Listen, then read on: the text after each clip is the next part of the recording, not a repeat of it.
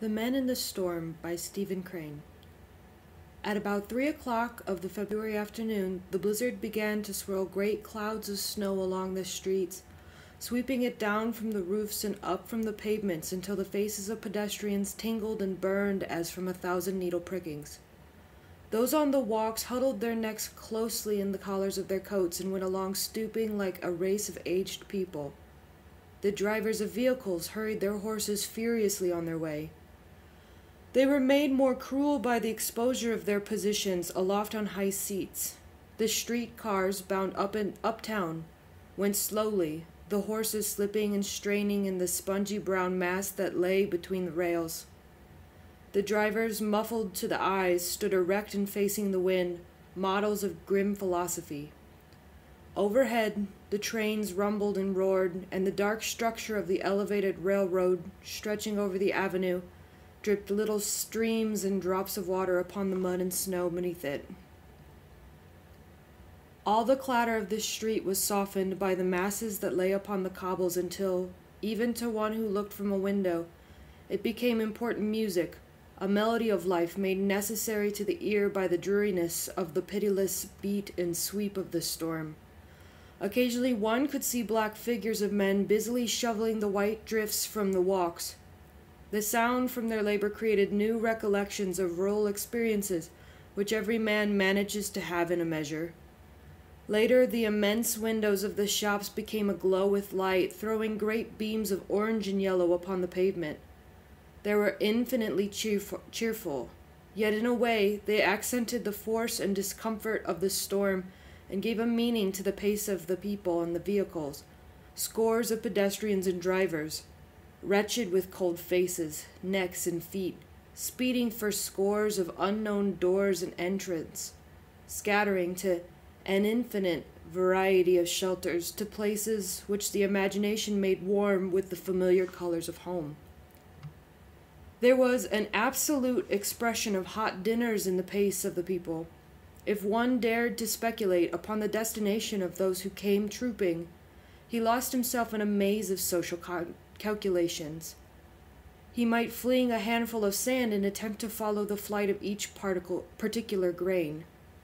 But as to the suggestion of whoduners, he was in firm lines of thought, for it was upon every hurrying face.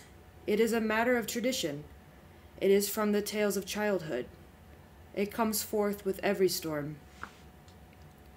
However, in a certain part of a dark west side street, there was a collection of men to whom these things were as if they were not. In this street was located a charitable house where for 5 cents the homeless of the city could get a bed at night and, in the morning, coffee and bread. During the afternoon of the storm, the whirling snows acted as drivers, as men with whips, and at 3:30 the walks before the closed doors of the house was covered with wanderers of the street waiting. For some distance on either side of the place they could be seen lurking in doorways and behind projecting parts of the buildings, gathering in close bunches in an effort to get warm. A covered wagon drawn up near the curb sheltered a dozen of them.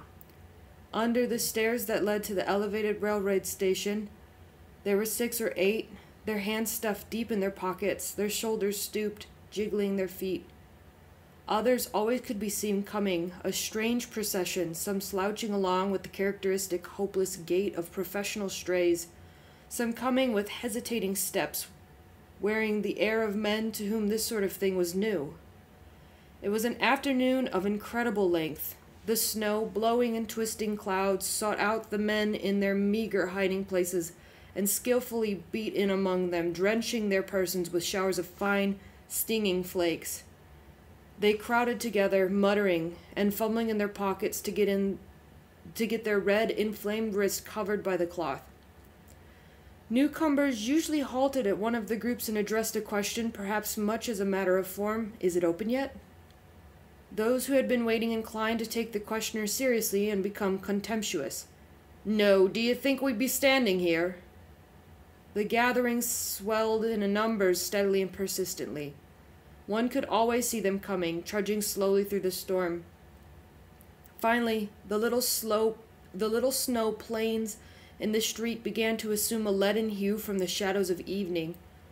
The buildings upreared gloomily, save where various windows became brilliant figures of light that made shimmers and splashes of yellow on the snow.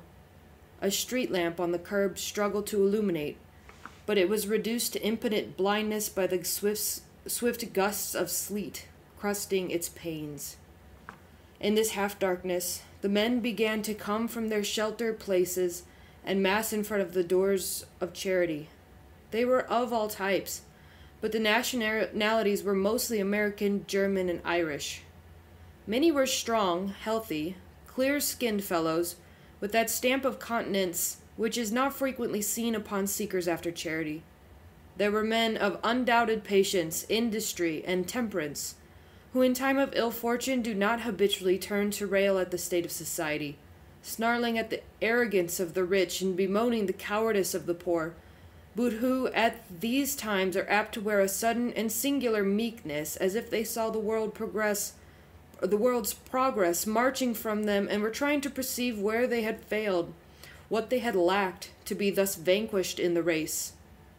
Then there were others of the shifting Bower lodging house element, who were used to paying 10 cents for a place to sleep, but who now came here because it was cheaper. But they were all mixed in one mass so thoroughly that one could not have discerned the different elements, but for the fact that the laboring men, for the most part, remained silent and impassive in the blizzard, their eyes fixed on the windows of the house, statues of patience. The sidewalks soon became completely blocked by the bodies of the men. They pressed close to one another like sheep in a winter's gale, keeping one another warm by the heat of their bodies. The snow came down upon this compressed group of men until, directly from above, it might have appeared like a heap of snow-covered merchandise, if it were not for the fact that the crowd swayed gently with an unanimous, rhythmical motion. It was wonderful to see how the snow lay upon the heads and shoulders of these men, in little ridges an inch thick perhaps in places, the flakes steadily adding drop and drop, precisely as they fell upon the unresisting grass of the fields. The feet of the men were all wet and cold, and the wish to warm them accounted for the slow, gentle, rhythmical motion.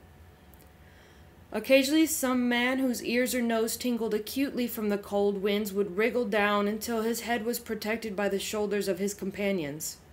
There was a continuous murmuring discussion as to the probability of the doors being speedily opened. They persistently lifted their eyes towards the windows. One could hear little combats of opinion. "There's a light in the winder." "No, it's a reflection from across the way." "Well, didn't I see 'em light it?" "You did." "I did." "Well, then that settles it."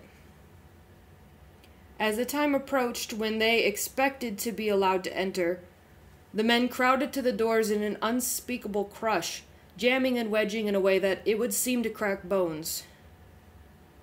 They surged heavily against the building in a powerful wave of pushing shoulders. Once a rumor flitted among the tossing heads. "They can't open the doors, the feller smack up agin 'em." Then a dull roar of rage came from the men on the outskirts, but all the time they strained and pushed until it appeared to be impossible for those that they cried out against to do anything but be crushed to pulp. Get away from the door! Get out of that! Throw 'em out! Kill 'em! Say, fellers now, what the hell? Give 'em a chance to open the door! You damned pigs, give 'em the chance to open the door!" Men in the outskirts of the crowd occasionally yelled when a boot heel of one of frantic trampling feet crushed on their freezing extremities. "Get off me feet, you clumsy terrier! Say, don't stand on my feet, walk on the ground!" A man near the door suddenly shouted, "Ooh, let me out, let me out!" And another, a man of infinite valor, once twisted his head so as to half-face those who were pushing behind him. "Quit your shoving, ye!" And he delivered a volley of the most powerful and singular invective straight into the faces of the men behind him. It was as if he was hammering the noses of them with curses of triple brass. His face, red with rage, could be seen, upon it an expression of sublime disregard of consequence. But nobody cared to reply to his imprecations. It was too cold. Many of them snickered, and all continued to push. In occasional pauses of the crowd's movement, the men had opportunity to make jokes, usually grim things, and no doubt very uncouth. Nevertheless, they are notable. One does not expect to find the quality of humor in a heap of old clothes under a snowdrift. The winds seemed to grow fiercer as time wore on. Some of the gusts of snow that came down on the close collection of heads cut like knives and needles, and the men huddled and swore not like dark assassins, but in a sort of an American fashion, grimly and desperately, it is true, but yet with a wondrous under-effect, indefinable and mystic, as if there was some kind of humor in this catastrophe, in this situation in a night of snow-laden winds. Once, the window of the heavy dry goods shop across the street furnished material for a few moments of forgetfulness. In the brilliantly lighted space appeared the figure of a man. He was rather stout and very well clothed. His whiskers were fashioned charmingly after those of the Prince of Wales. He stood in an attitude of magnificent reflection. He slowly stroked his mustache with a certain grandeur of manner and looked down at the snow-encrusted mob. From below, there was denoted a supreme complacence in him. It seemed that the sight operated inversely and enabled him to more clearly regard his own environment, delightful relatively. One of the mob chanced to turn his head and perceive the figure in the window. "Hello, look at his whiskers," he said genially. Many of the men turned then, and a shout went up. They called to him in all strange keys. They addressed him in every manner, from familiar and cordial greetings to carefully worded advice concerning changes in his personal appearance. The man presently fled, and the mob chuckled ferociously like ogres who had just devoured something. They turned then to serious business. Often they addressed the stolid front of the house. "Oh, let us in, for God's sakes! Let us in, or we'll all drop dead! Say, what's the use of keeping all the poor Indians out in the cold?" And always someone was saying, "Keep off me feet!" The crushing of the crowd drew terrific towards the last. The men, in keen pain from the blast, began almost to fight. With the pitiless whirl of snow upon them, the battle for shelter was going to the strong. It became known that the basement door at the front of the little steep flight of stairs was the one to be opened, and they jostled and heaved in this direction like laboring fiends. One could hear them panting and groaning in their fierce exertion. Usually someone in the front ranks was protesting to those in the rear, "Ow! Oh, say now, fellers, let up, will ya? Do you want to kill somebody?" A policeman arrived and went into the midst of them, scolding and berating, occasionally threatening, but using no force but that of his hands and shoulders against these men who were only struggling to get in and out of the storm. His decisive tones rang out sharply. "Stop that pushing back there! Come, boys, don't push! Stop that! Here, you, quit your shoving! Cheese that!" When the door below was opened, a thick stream of men forced a way down the stairs, which were of an extraordinary narrowness and seemed only wide enough for one at a time. Yet they somehow went down almost 3 abreast. It was a difficult and painful operation. The crowd was like a turbulent water forcing itself through one tiny outlet. The men in the rear, excited by the success of the others, made frantic exertions, for it seemed that this large band would more than fill the quarters, and that many would be left upon the pavements. It would be disastrous to be of the last, and accordingly men, with the snow biting their faces, wreathed and twisted with their might. One expected that from the tremendous pressure the narrow passage to the basement door would be so choked and clogged with human limbs and bodies that movement would be impossible. Once, indeed, the crowd was forced to stop, and a cry went along that a man had been injured at the foot of the stairs. But presently the slow movement began again, and the policemen fought at the top of the flight to ease the pressure on those who were going down. A reddish light from a window fell upon the faces of the men when they, in turn, arrived at the last 3 steps and were about to enter. One could then note a change of expression that had come over their features. As they thus stood upon the threshold of their hopes, they looked suddenly content and complacent.